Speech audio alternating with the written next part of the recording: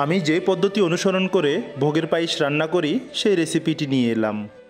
4-5টি এলাচ শুকনো খোলায় তেলে গুঁড়ো করে নিতে হবে। এরপর প্যানে 2 টেবিল চামচ ঘি গরম করে নিলাম। ঘি গরম হয়ে গেলে তাতে 1 কাপ পরিমাণ কুচানো কাঠবাদাম দিয়ে দিলাম। চুলার মিডিয়াম ফ্লেমে কাঠবাদামগুলো 1 মিনিট ভেজে তাতে আধা কাপ পরিমাণ কিশমিশ দিয়ে দিলাম। সব কিছু একসাথে 3 মিনিট ভেজে নামিয়ে নিতে হবে। এরপর হাঁড়িতে দিয়ে দিলাম 1.5 লিটার পরিমাণ ফুল ক্রিম তরল দুধ। 1 বলক আসা পর্যন্ত নেড়ে চেড়ে দুধটাকে জাল করে নিতে হবে। দুধ ফুটতে শুরু করলে আগে থেকে ধুইয়ে 1 ঘন্টা ভিজিয়ে রাখা 200 গ্রাম পরিমাণ চিনি গুঁড়া চাল দিয়ে দিতে হবে।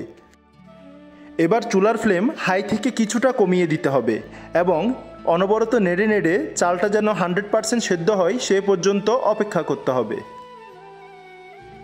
রান্না করতে করতে যখন দেখবেন দুধটা অনেকটাই ঘন হয়ে এসেছে তখন চুলার ফ্লেম মিডিয়াম করে দিবেন। চাল পুরোপুরি সেদ্ধ হয়েছে কিনা বোঝার জন্য একটা চাল হাতে টিপে দেখবেন। যদি গলে যায় তাহলে মনে করবেন চাল সেদ্ধ হয়ে গিয়েছে। এর পরপরেই অ্যাড করে দিচ্ছি লবণ, এলাচ গুঁড়ো এবং কয়েক ফোঁটা কেওড়া জল। এবার অ্যাড করে দিচ্ছি আগে থেকে ভেজে রাখা বাদাম কুচি এবং কিশমিশ। পায়েস রান্নার ক্ষেত্রে চিনির সঠিক অনুপাতটা হলো যতটুক পরিমাণ চাল নিয়েছেন ঠিক ততটুক পরিমাণ চিনি অথবা মিশ্রি ব্যবহার করতে হবে।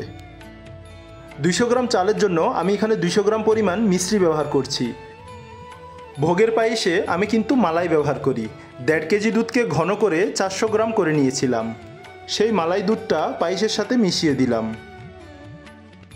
আপনাদের কাছে মালাই না থাকলে 100 গ্রাম গুঁড়া দুধ 200 গ্রাম পানিতে গুলে দিয়ে দিবেন। এবার চুলার ফ্লেম লো টু মিডিয়ামে রেখে অনবরত নাড়তে হবে।